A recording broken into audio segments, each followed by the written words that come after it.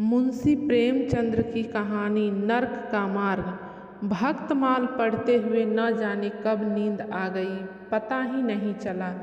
भागवत प्रेम में ही कई महात्मा हर दम मग्न रहते थे।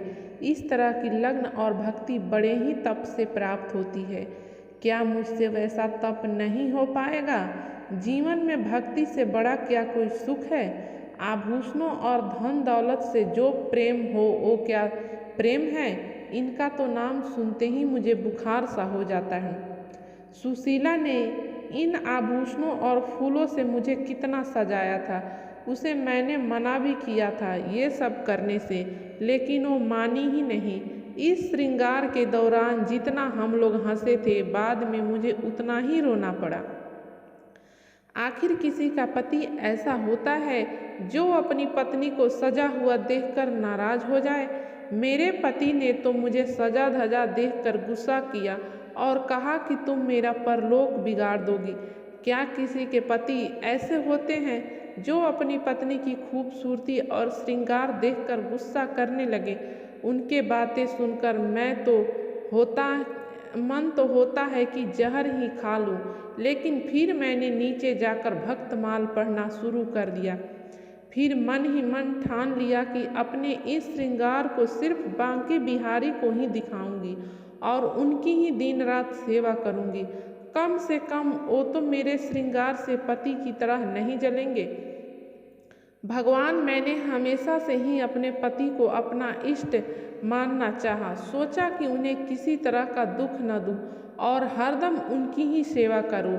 अब क्या करूं? सारा दोष मेरे नसीब का ही है। वो तो निर्दोष है। मेरे भाग्य में जैसा लिखा है मैं वो सब भोग रही हूँ। इतना सब पता होने के बाद भी जब भी उन्हें देखती हूँ तो मन में दुख होता है। जब वो कुछ दिनों के लिए बाहर चले जाते हैं तो मन का बोझ कुछ कम हो जाता है। उनके न होने से हंसने खेलने और जीवन को जीने लगती हूँ।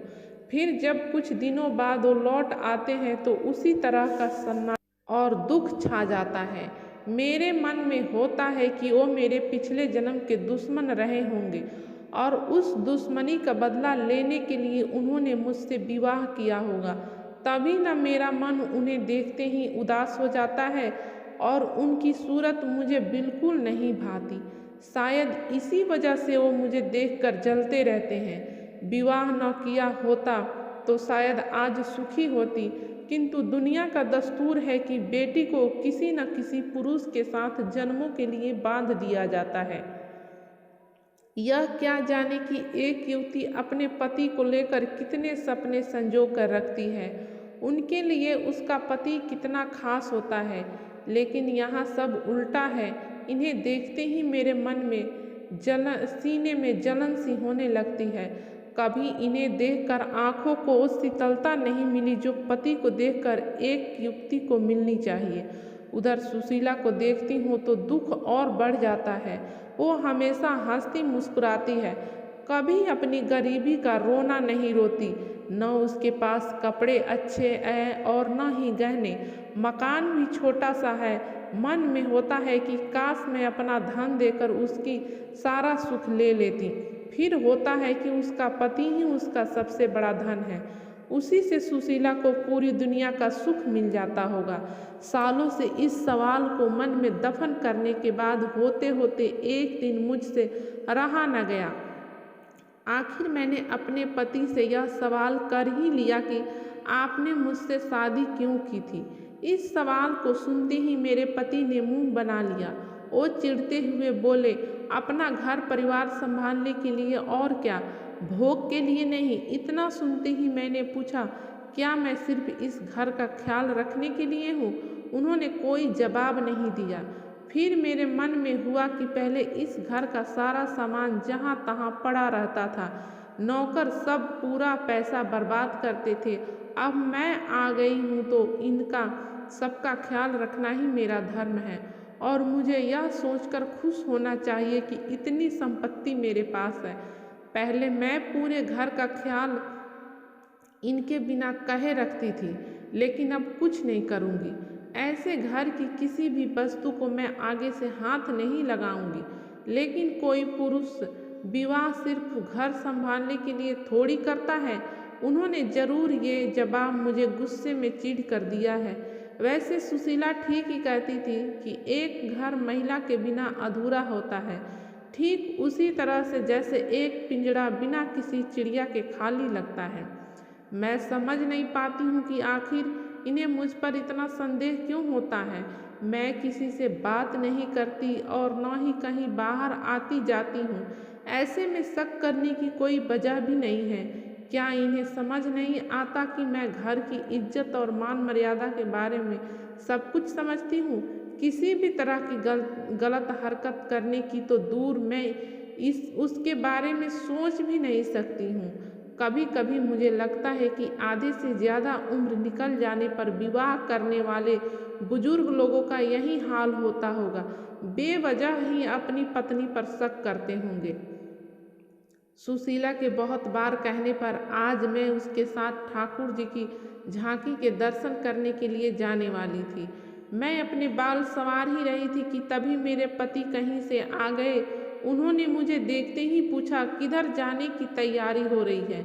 मैंने जवाब में कहा कि ठाकुर जी की झांकी आज निकल रही है, उसी को देखने के लिए सुशीला के साथ जाना है।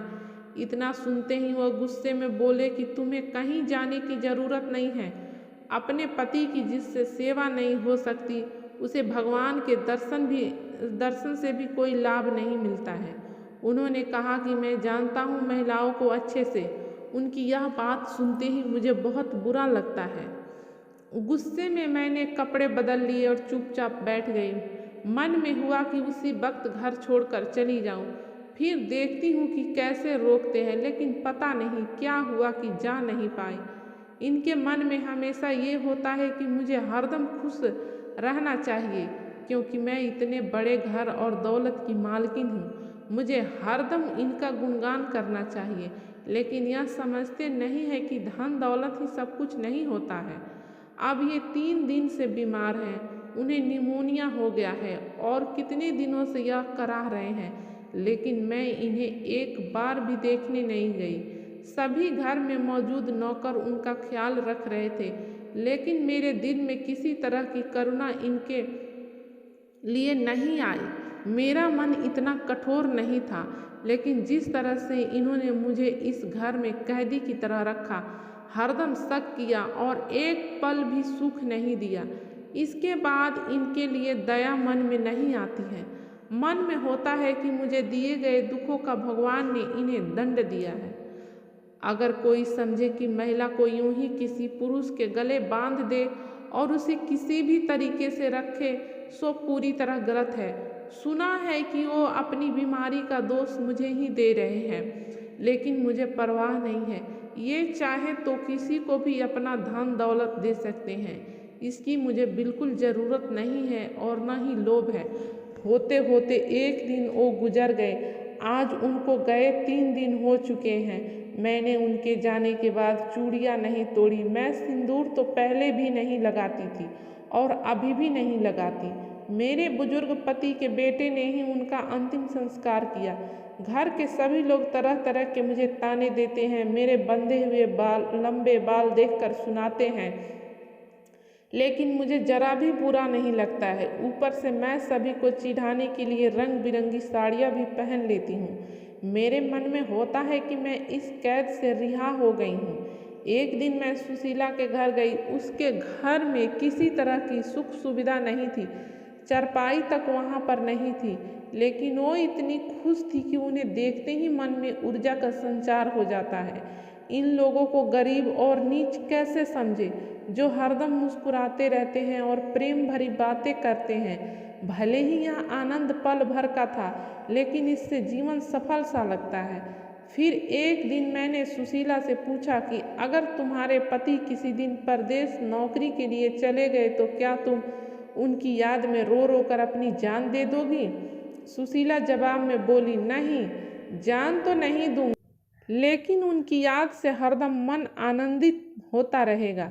भले ही वो सालों परदेश में रह ले, लेकिन उनकी याद हमेशा ही मुझे खुशी देती रहेगी। मैंने भी कहा कि सुशीला, मुझे भी ऐसी ही खुशी चाहिए जिसके आनंद में मैं झूमती और गाती रहूं। ऐसा आनंद जो कभी कम ही न हो। मन आजकल काफ़ी परेशान और चंचल था। होता था कि कहीं एकदम उड़ जाऊं। भक्ति के ग्रंथों को पढ़ने का भी मन ना था और ना ही बाहर कहीं सैर करने का। ऐसा लगता था कि मन को पता ही नहीं उसे क्या करना चाहिए। लेकिन मेरे दिल में अपने पुराने दुख ही चल रहे थे। अब मुझे किसी की भी निंदा से फर्क नहीं पड़ता था। दिमाग में यह बात भी उठ रही थी कि मेरे माता पिता ने पैसों के लोभ में बूढ़े से विवाह करवा दिया और उसने भी सिर्फ अपनी जिद पूरी करने के लिए मेरी मांग में सिंदूर डाला, लेकिन जिंदगी भर शक ही करता रहा।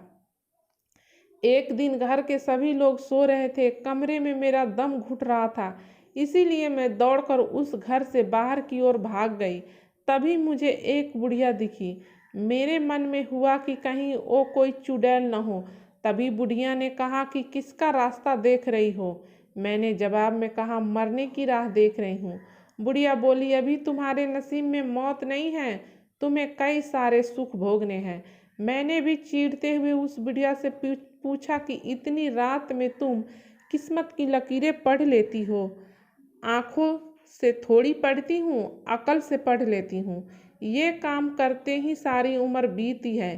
तुम्हारे अच्छे दिन आ रहे हैं।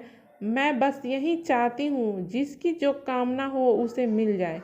जवाब देते हुए बुढ़िया ने कहा, मैंने कहा कि मुझे कोई धन दौलत नहीं चाहिए और जो मैं चाहती हूँ तुम नहीं दे सकती हो। तब बुढ़िया ने कहा, मैं जानती हूँ तुम्हें जीवन में सिर्फ प्रेम चाहिए और मैं यह तुम्हें दिला सकती हूँ। मैं तुम्हें प्यार की नाव में बैठा सकती हूँ। उस अम्मा की बातें सुनकर मुझे लगा जैसे कि वह स्वर्ग से मेरी मदद करने के लिए आई हो। मैंने पूछा, अम्मा तुम्हारा घर कहाँ है? उसने कहा कि पास में ही है बेटा। मैं उस अम्मा के पीछे पीछे चलने लगी। बुढ़िया के पीछे चलते चलते मुझे पता लगा कि वो किसी स्वर्ग से आई मेरी मददगार नहीं बल्कि एक डायन ही है। कहाँ मैं अमृत की तलाश में थी और जहर मिल गया। मैं तो सुशीला जैसा सुख पाना चाह रही थी, लेकिन कहाँ डायन की चपेट में आ गई। मेरी इस हालत के जिम्मेदार लोभी माता पिता और मुझे अपनी पत्नी बनाने के ख्वाब देख रहा वो वृद्ध है जिसने मुझे अपनी जिद के लिए पत्नी बनाया। मैं अपनी ये आत्मकथा कभी न लिखती, लेकिन मैं चाहती हूँ कि सभी माता पिता ये समझ ले कि पैसा जीवन में सबसे बड़ा नहीं होता है। मेरी चाहत है कि सब लोगों को मेरी आत्मकथा से मालूम हो कि लड़कियों का विवाह यूं ही किसी से नहीं कर देना चाहिए। किसी भी लड़की का गला इस तरह से वृद्ध के से विवाह करके न घोंट दो। अब मेरे जीवन में कुछ भी नहीं बचा। सब कुछ सिर्फ माँ बाप के एक फैसले से ख़त्म हो गया। इस कहानी से हमें यह सीख मिलती है कि बेटी का विवाह हमेशा योग्य वर से ही करना चाहिए। ऐसा न करने से उसका जीवन नर्क के समान हो जाता है।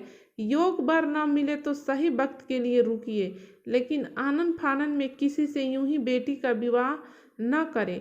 उम्मीद करती हूँ कि ये कहानी आप सबको पसंद आई होगी और इस कहानी से आप सबको भी कुछ सीख मिली होगी। तो प्लीज़ वीडियो को शेयर ज़रूर कीजिएगा, लाइक कीजिएगा और चैनल पे नए हो तो सब्सक्राइब कर लीजिएगा। भी ऐसे ही और वीडियो देखने के लिए चैनल को सब्सक्राइब कर लीजिएगा। इस